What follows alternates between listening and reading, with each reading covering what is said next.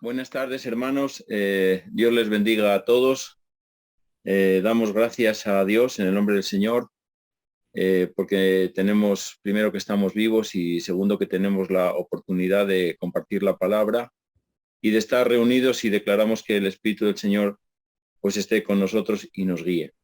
Bueno, hoy vamos a hablar de la sal de la tierra y la luz del mundo. La sal de la tierra tiene que ver con el Espíritu de Jesucristo.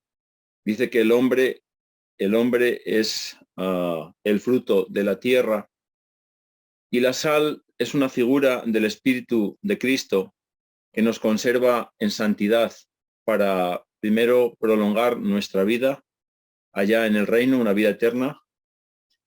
Y también habla de la luz del mundo, que tiene que ver con el conocimiento que nos trajo el Señor. Hay una parte de ese conocimiento en figura en el Antiguo Testamento, donde el hombre podía alcanzar la santidad, y como en forma de figura también ellos iban a ser perfeccionados juntamente con los gentiles.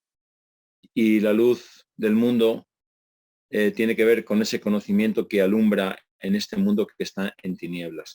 Bueno, entonces voy a leer aquí un texto que tiene que ver, para entenderlo, para ubicarnos, que tiene que ver con la sal. En el Antiguo Testamento, en Números, en el capítulo 18, el Señor hace un pacto de sal con el pueblo de Israel. Y para entender, cómo entendían en aquel tiempo los israelitas y los pueblos de Oriente Medio, cómo entendían la cuestión de la sal, voy a leer un texto, no es muy largo. Dice: el pacto de sal, dice: la costumbre del pacto de sal, la cual pareciera rara e inapropiada a la gente del mundo occidental, o sea, a nosotros, a los occidentales, en realidad es una práctica muy común y sagrada en el Oriente. Es una costumbre muy antigua como símbolo o promesa de fidelidad y constancia. Símbolo o promesa de fidelidad y constancia, la sal. El Señor dice que seamos constantes en su camino, en su caminar, en el progreso espiritual hacia adelante, que seamos constantes y además que seamos fieles hasta la muerte. Bueno, ya empezamos a ver semejanzas. Dice: para los orientales, un pacto de sal no es olvidado ni menospreciado.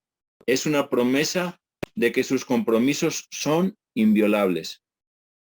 Aún los ladrones en Oriente honraban este pacto de sal. Este pacto también es comúnmente utilizado en el mercado oriental para acordar tratos comerciales en las negociaciones.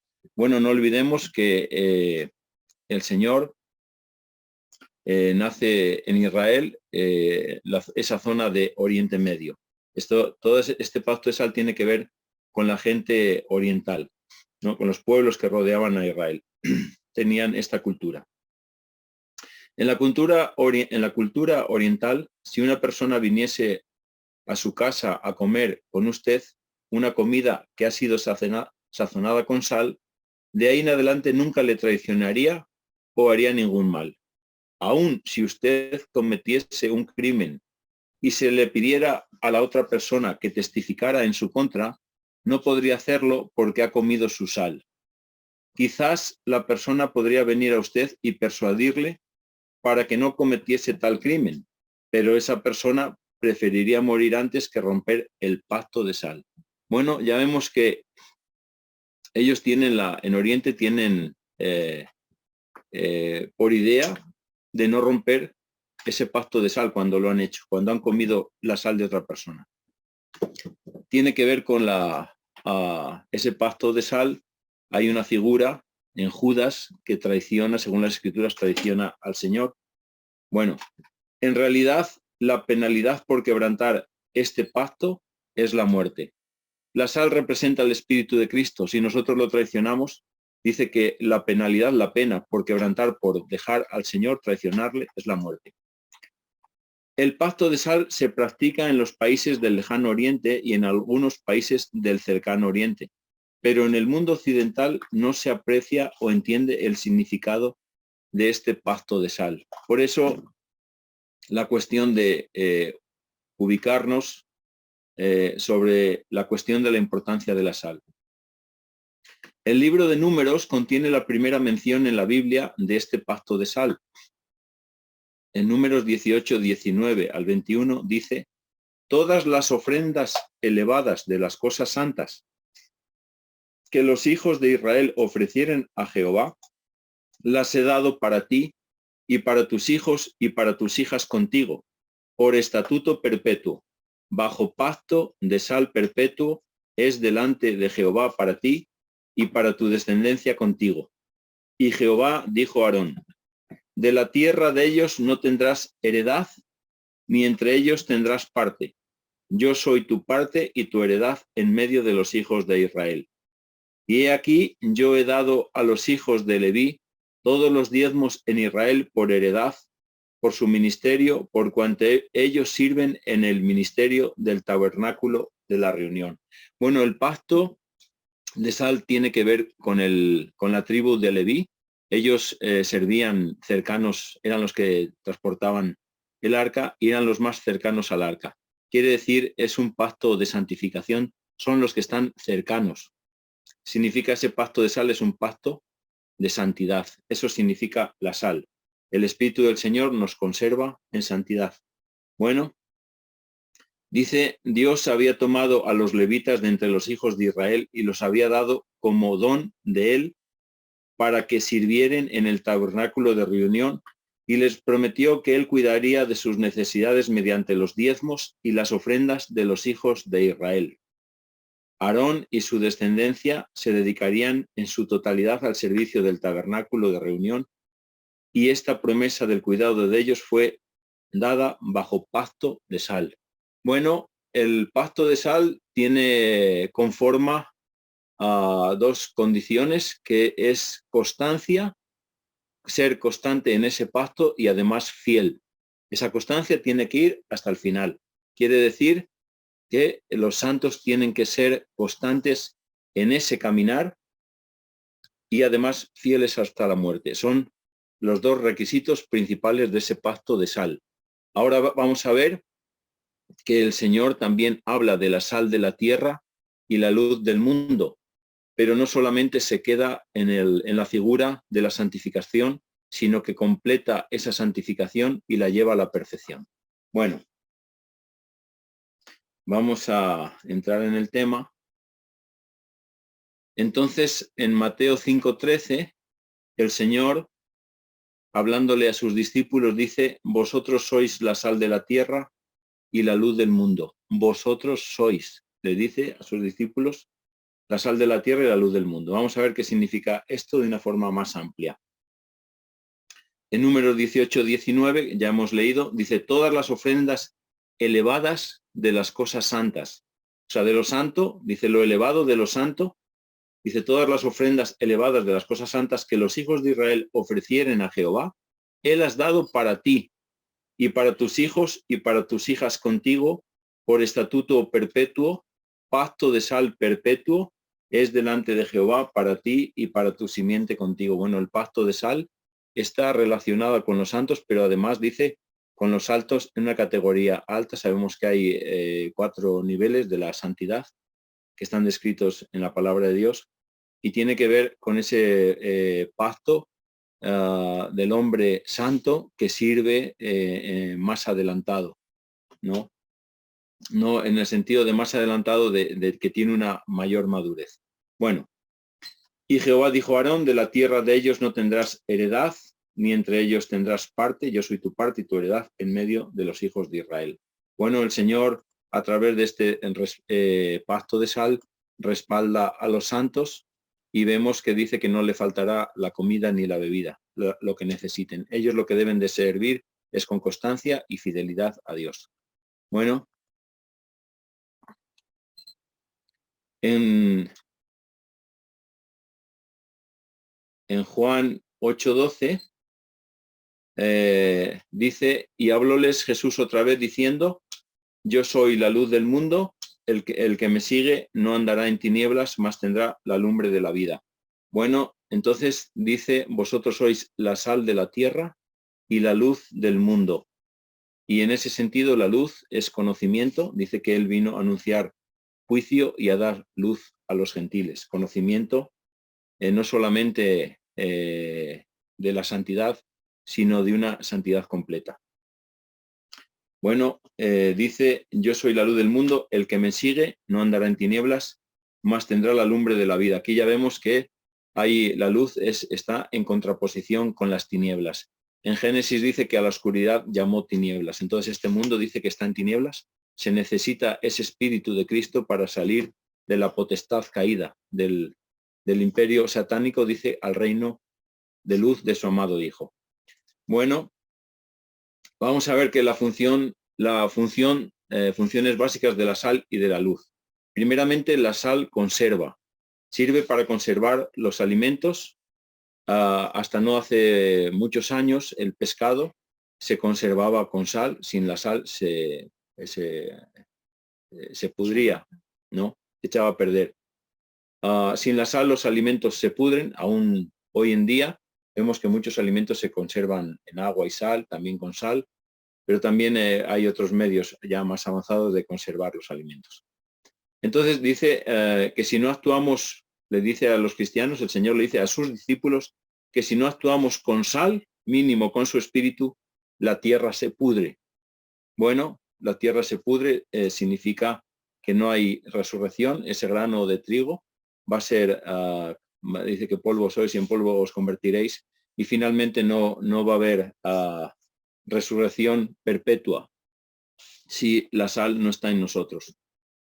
Y hablando de la luz espiritual alumbra, la luz natural alumbra la cuestión terrena, pero está hablando de la luz del mundo. El mundo, la tierra, al igual que el ser humano, es una entidad que tiene dos partes muy diferenciadas. La parte carnal, humana, en la que vemos, y la parte que no vemos, que es la parte espiritual, almática, o el Espíritu de Dios que mora en nosotros. Entonces, el hombre conecta la parte espiritual con la parte material. Así la tierra es la parte material donde vivimos, el asiento donde se desarrolla nuestra vida, pero el mundo es la parte espiritual que está aquí en la tierra, que tiene que ver con el mundo de los espíritus, tanto de los espíritus de Dios como de los espíritus caídos. Entonces el mundo es ese ejército caído que se opone al hombre para que el hombre camine hacia Dios, y que es un ejército de tinieblas. Entonces dice que necesitamos la luz del Señor para que nos alumbre en esas tinieblas. Si no tenemos luz, no podemos salir de las tinieblas, no podemos salir de la potestad de Satanás y de su ejército de ángeles y de espíritus caídos. Bueno, vamos a ver qué se necesita para ser sal de la tierra y luz del mundo. El estudio está hecho de forma muy sencilla para que lo entienda cualquiera. Entonces dice en la palabra diferencia, hace una enumeración de 7 cosas que debemos de hacer, ¿no? Y dice, la primera de ellas es la renovación de nuestro entendimiento. Bueno, a través de la renovación del entendimiento llegamos a ser sacrificio vivo, santo, no solamente santo, sino sacrificio vivo, santo, agradable a Dios, ofrenda que tiene que ver con lo que dice en Números 18, ofrendas elevadas de las cosas santas. Bueno, sabemos que el Señor va a presentar, al final de los tiempos, va a presentar a Dios la ofrenda y el sacrificio, que son 2 pactos. Ofrenda son los hijos legítimos, y el sacrificio representa a los santos.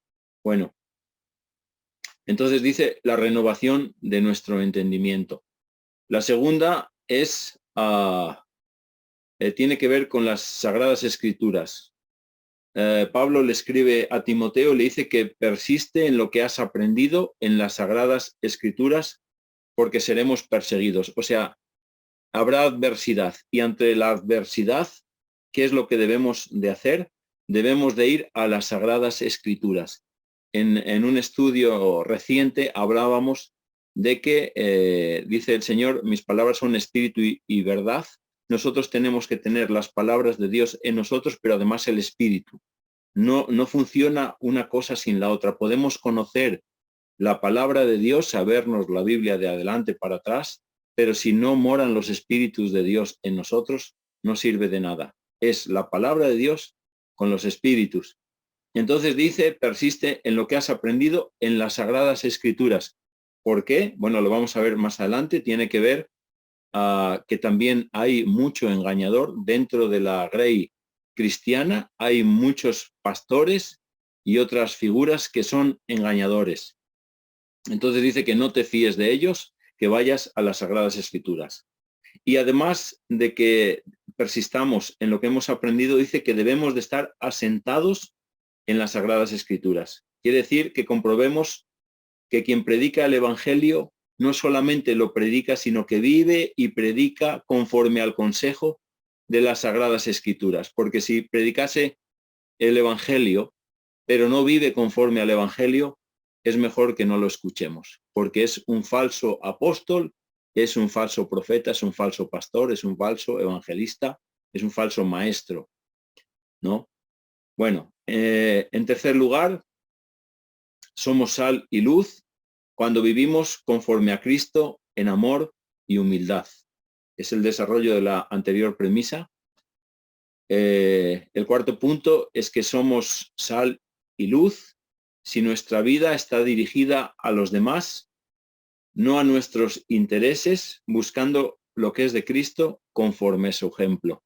O sea, ser sal y luz implica deshacer nuestro ego y vivir nuestra vida para Dios, buscando a nuestro prójimo, aquel que quiera del Señor, que quiere ir al reino. Dice, busca el reino de Dios y su justicia, y todo lo demás será añadido. Bueno, en quinto lugar, somos sal y luz si alcanzamos a ser verdaderos discípulos de Jesucristo en amor. Dice, un mandamiento nuevo os doy, si os amáis los unos a los otros. En sexto lugar, somos sal y luz cuando nuestro interés prioritario es que los demás conozcan a Jesús, cuando anunciamos el Evangelio. Y en séptimo lugar, somos sal de la tierra y luz de este mundo, cuando no solamente creemos en esta vida, sino que albergamos una esperanza genuina en nosotros en la resurrección de Cristo. Quiere decir que esperamos una vida nueva, venidera, una vida eterna con Cristo. Bueno, vamos a ir desarrollando estos 7 puntos. El primero, a través de la renovación de nuestro entendimiento, llegamos a ser sacrificio vivo, santo, agradable a Dios. Dice, ofrenda elevada de las cosas santas. En Romanos 12, del 1 al 2, dice, así que, hermanos, os ruego por las misericordias de Dios que presentéis vuestros cuerpos en sacrificio vivo, santo, agradable a Dios, que es vuestro racional culto, y no os conforméis a este siglo, mas reformaos por la renovación de vuestro entendimiento, para que experimentéis cuál sea la buena voluntad de Dios, agradable y perfecta. Bueno, ¿qué quiere decir esto? Bueno, quiere decir que todos nacemos en la carne y somos instruidos en las cosas de este mundo. Pero hay que dejar atrás las cosas de este mundo, el viejo hombre, y llenarnos de la palabra de Dios. Dice reformar nuestra mente y dejar atrás esa impronta que nos dejan nuestros padres, nuestra familia, el mundo, de buscar las cosas del mundo, el ego. En el ego está la muerte. Entonces, dice que reformemos nuestra mente a través del conocimiento de Dios, el conocimiento de Cristo, para poder ser sacrificio, para poder entregar nuestra vida al Señor Dice sacrificio vivo, santo, apartado, agradable a Dios. Bueno, la segunda premisa para ser sal de la tierra y luz de este mundo, dice Pablo, le dice a Timoteo, persiste en lo que has aprendido en las Sagradas Escrituras.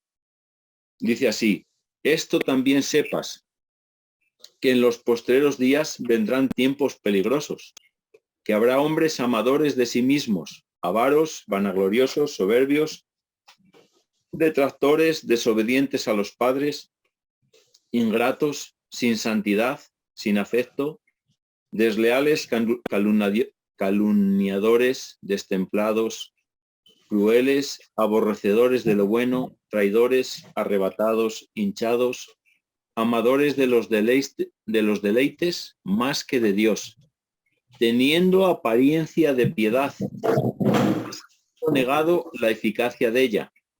A esto se evita. Fíjense el consejo.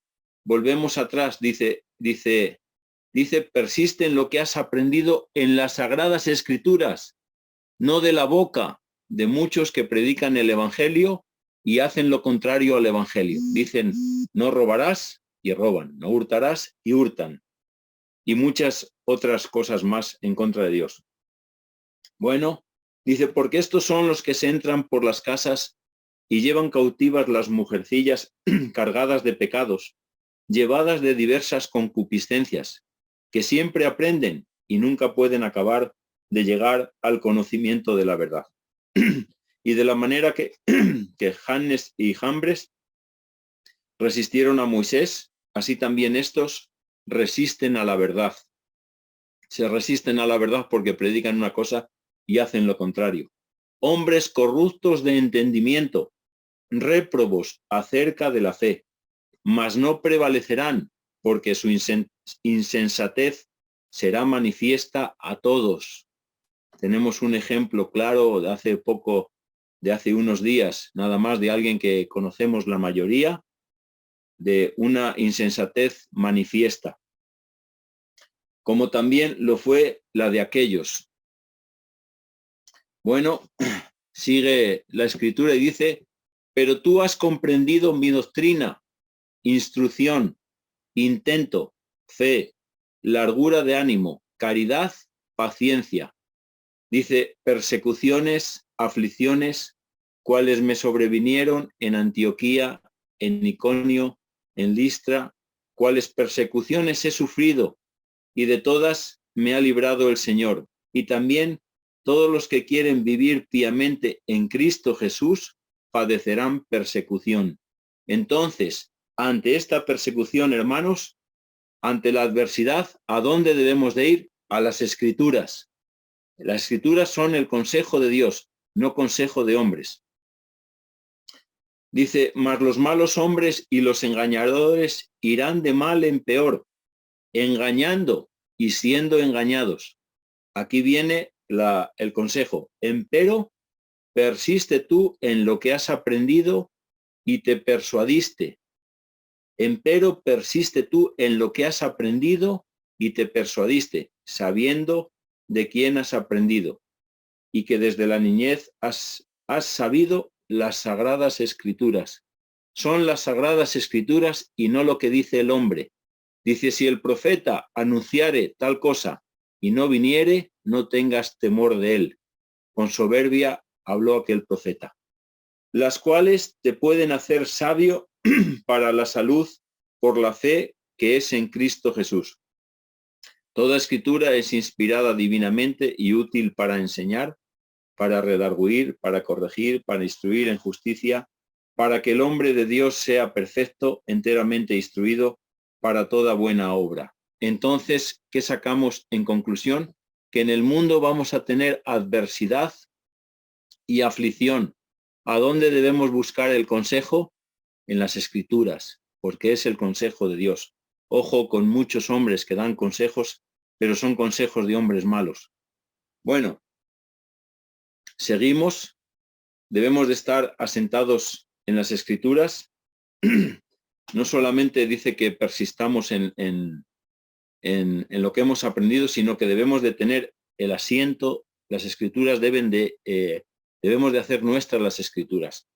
En Hechos 17, 1 al 12 dice, y pasando por Ampípolis y Apolonia, llegaron a Tesalónica, donde estaba la sinagoga de los judíos. Y Pablo, como acostumbraba, entró a ellos y por 3 sábados disputó con ellos de las escrituras, declarando y proponiendo que convenía que el Cristo padeciese y resucitase de los muertos, y que Jesús, el cual yo os anuncio, decía él, este era el Cristo. Y algunos de ellos creyeron y se juntaron con Pablo y con Silas, y de los griegos religiosos grande multitud y mujeres nobles no pocas. Entonces los judíos que eran incrédulos, teniendo celos, tomaron consigo a algunos ociosos malos hombres y juntando compañía alborotaron la ciudad y acometiendo a la casa de Jasón procuraban sacarlos al pueblo.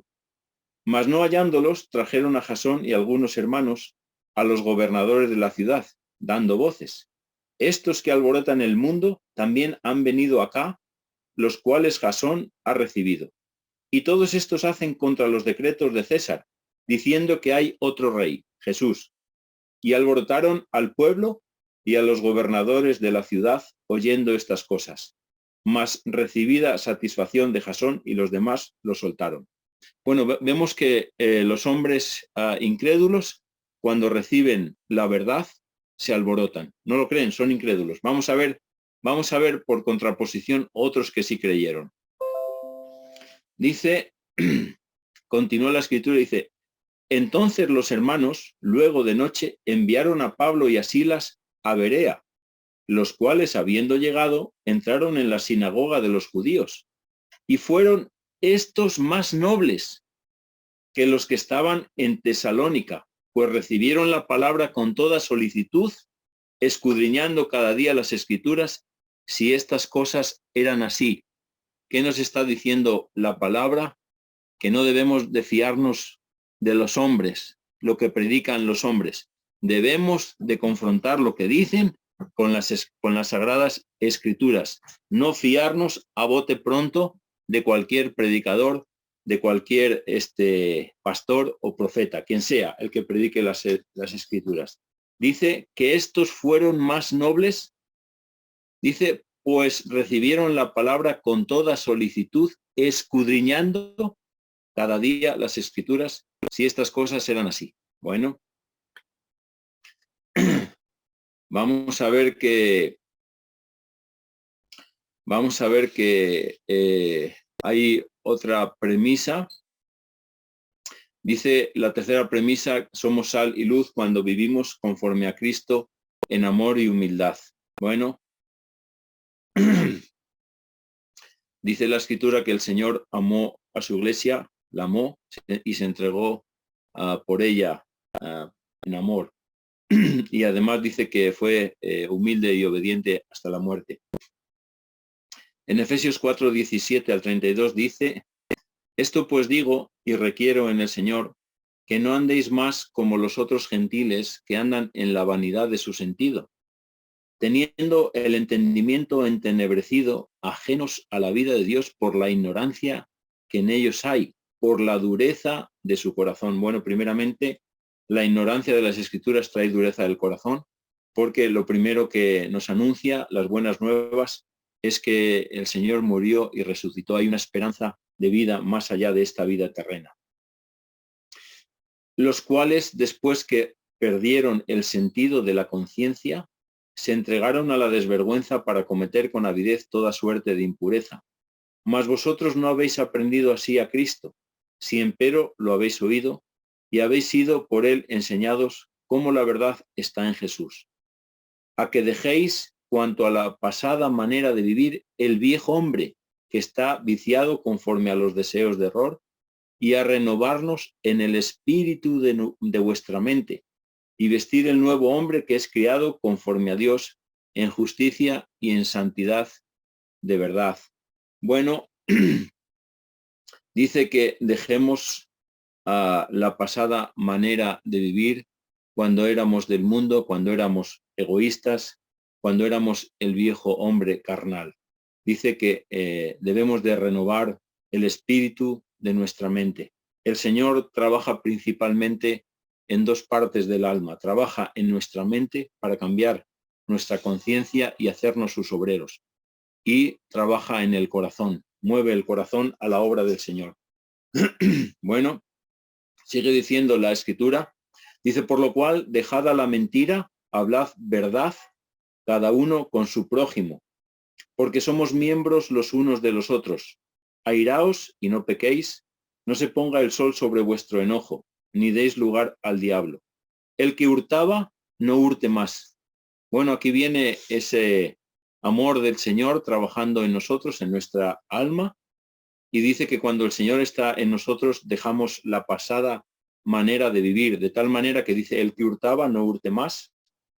Antes trabaje obrando con sus manos lo que es bueno, para que tenga que dar al que padeciere necesidad.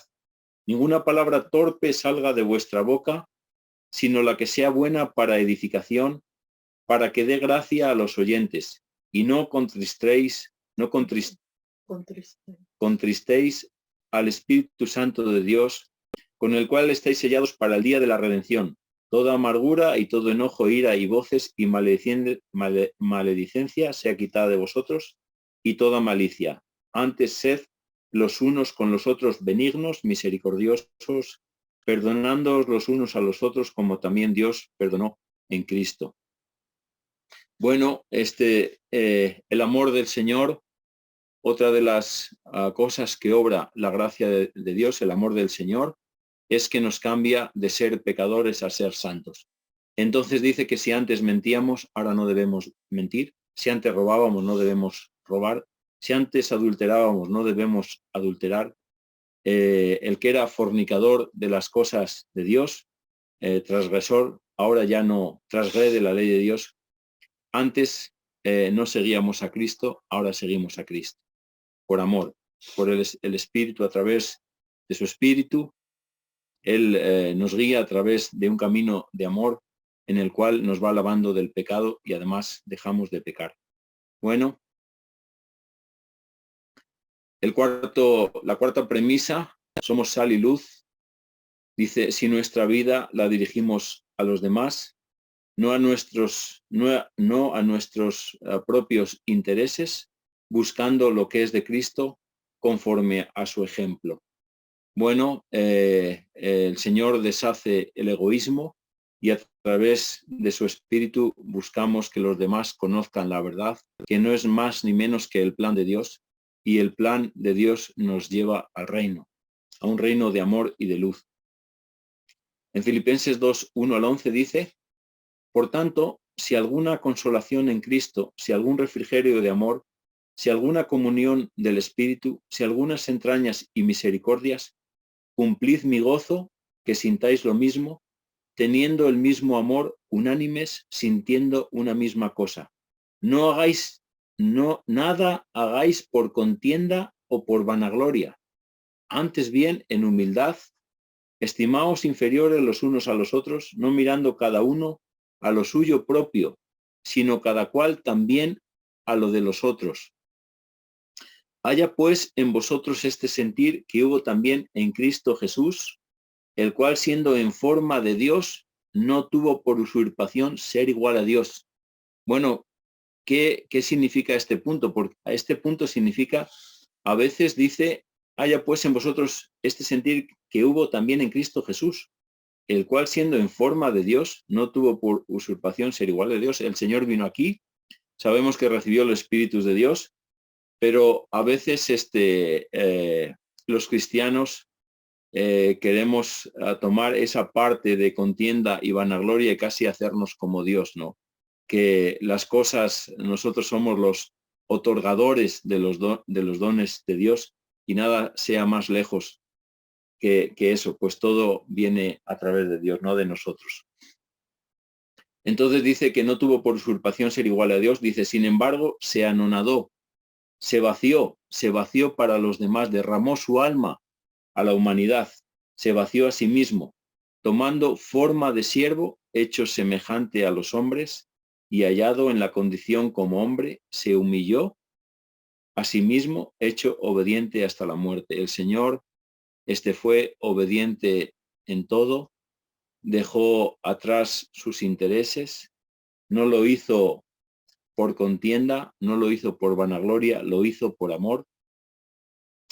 Dice, asimismo, hecho obediente hasta la muerte y muerte de cruz, por lo cual Dios también le ensalzó a lo sumo. El Señor se vació, se humilló a lo sumo por amor de los demás, y Dios también lo ensalzó a lo sumo. Y dióle un nombre que es sobre todo nombre, para que en el nombre de Jesús se doble toda rodilla, de los que están en los cielos y de los que están en la tierra y de los que están debajo de la tierra, y toda lengua confiese que Jesucristo es el Señor, a la gloria de Dios Padre. Bueno, nosotros debemos de actuar con amor, no por contienda, porque lo vean los demás, no por vanagloria, porque a veces uno buscamos la vanagloria, es algo muy sutil, ¿no? Porque nos vean, porque, en fin, todo eso dice que nada de eso lo hagamos en ese sentido, sino por amor del prójimo y de Dios. Bueno, la quinta premisa es que somos sal y luz si alcanzamos a ser verdaderos discípulos de Jesucristo en amor. En Juan 13, 1 al 35 dice, entonces como él salió, dijo Jesús, ahora es glorificado el Hijo del Hombre y Dios es glorificado en él. Si Dios es glorificado en él, Dios también le glorificará en sí mismo y luego le glorificará. Hijitos, aún un poco estoy con vosotros, me buscaréis, mas como dije a los judíos, donde yo voy, vosotros no podéis venir. Así digo a vosotros ahora, un mandamiento nuevo os doy, que os améis unos a otros como os he amado, que también os améis los unos a los otros. En esto conocerán todos que sois mis discípulos, si tuviereis amor los unos con los otros. Bueno, el Señor amó a su iglesia y de ahí salen los frutos mayores, por amor también los frutos menores, ¿no? Salen santos y salen salvos, de ahí son frutos del amor del Señor. Todo fruto de su sacrificio en la cruz y de su sacrificio vivo. Él entregó su vida por la humanidad. Y dice que Él nos dejó un mandamiento nuevo. En la ley mosaica dice no matarás, no robarás, no hurtarás, pero no dice, no habla de que nos amemos los unos a los otros. Él nos deja ese mandamiento y es un mandamiento de discípulos, que nos amemos los unos a los otros. Dice que en esto nos conocerán que somos discípulos del Señor. Bueno, la sexta premisa es la sexta premisa para ser sal de la tierra y luz del mundo conforme a Cristo, es tener un interés prioritario de que los demás conozcan a Jesús. Ese interés prioritario debe estar centrado en que el Señor es el centro de nuestra vida. Tiene que ver con la predicación. Vamos a ver un ejemplo de la carta que Pablo escribe a los filipenses, y la escribió encerrado en una mazmorra romana y atado. Ahí estaba en prisión Pablo y dice, y quiero, hermanos, que sepáis que las cosas que me han sucedido han redundado más en provecho del Evangelio. O sea, él tiene que tiene que ser detenido y preso en una mazmorra para que estando en una mazmorra fructifique el Evangelio. Son cosas curiosas, ¿no? Bueno, del Evangelio del Señor a través de en situaciones de sufrimiento, Pablo lleva el Evangelio del Señor a los romanos y dice, y quiero, hermanos, que sepáis que las cosas que me han sucedido han redundado más en provecho del Evangelio. No importa que él esté en prisión, una mazmorra horrible romana, sino a él lo que le importa es el provecho del Evangelio, el fruto para el Señor. De manera que mis prisiones han sido célebres en Cristo en todo el pretorio y a todos los demás. Y muchos de los hermanos en el Señor, tomando ánimo con mis prisiones, se atreven mucho más a hablar la palabra sin temor. y algunos a la verdad predican a Cristo por envidia o por porfía, mas algunos también por buena voluntad. Los unos anuncian a Cristo por contención, no sinceramente, pensando añadir aflicción a mis prisiones. No, en aquel tiempo siempre pasa lo mismo, hermanos, cuando hay veces que tratamos de hacer el bien, siempre de los mismos hermanos hay críticas, hay celos, y en aquel tiempo Pablo no era menos, estando en prisión, le decían, mira, mira, mira dónde estás en prisión, pero él en prisión predica a todo el pretorio, a todos los soldados romanos los predica. Entonces dice que su ejemplo anima a otros. Dice, los unos anuncian a Cristo por contención, no sinceramente, pensando añadir aflicción a mis prisiones, pero los otros por amor, sabiendo que soy puesto por la defensa del Evangelio. ¿Qué pues? Que no obstante, en todas maneras, o por pretexto o por verdad, es anunciado Cristo. Esto es lo importante, el fin de cualquier situación a la que nos lleve el Señor, que en cualquier situación debemos de anunciar a Cristo. Dice, y en esto me huelgo y aún me gozo, y aún me holgaré, me gozaré, porque sé que esto se me tornará a salud por vuestra oración y por la suministración del Espíritu de Jesucristo, conforme a mi mira y esperanza, que nada seré confundido, antes bien, con toda confianza como siempre, ahora también será engrandecido Cristo en mi cuerpo, o por vida o por muerte. Bueno, las adversidades de este mundo no nos deben detener para predicar el Evangelio. Es otra premisa para ser sal y luz del Señor. Sal de la tierra y luz del mundo. Y la séptima premisa es que somos sal y luz, sal de la tierra y luz del mundo, cuando creemos en la resurrección y lo predicamos. Y Pablo, en la carta a los Filipenses, lo expresa de la siguiente manera. Dice, porque para mí el vivir es Cristo y el morir es ganancia, mas si el vivir en la carne, esto me será para fruto de la obra, no sé entonces qué escoger, porque de ambas cosas estoy puesto en estrecho, teniendo deseo de ser desatado y estar con Cristo, lo cual es mucho mejor. Empero quedar en la carne es más necesario por causa de vosotros, y confiado en esto, sé que quedaré, que aún permaneceré con todos vosotros para provecho vuestro y gozo de la fe, para que crezca vuestra gloria de mí en Cristo Jesús, por mi venida otra vez a vosotros. Bueno, él dice que a causa de Pablo fue perseguido, fue apedreado, le golpearon con varas, fue azotado varias veces. Pablo, sufrió mucho por causa de predicar el Evangelio del Reino, el Evangelio del Señor, pero dice que aún así, que a veces deseaba morir, ¿no? Dice, prefiero estar con Cristo, que es mucho mejor, dice, pero por amor de mis hermanos, seguiré predicando hasta que me alcance la muerte.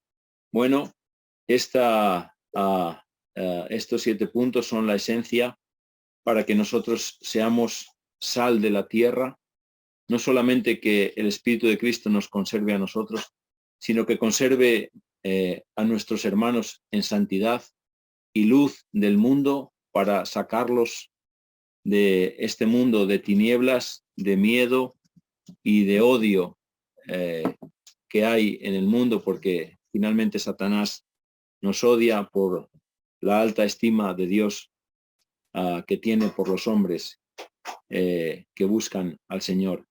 Entonces se necesita esta luz del mundo para salir de las tinieblas y la sal para conservarnos en Cristo y que nos lleve al Padre y nos perfeccione como hijos legítimos. Bueno, pues Dios les bendiga. Hasta aquí la prédica, hermanos.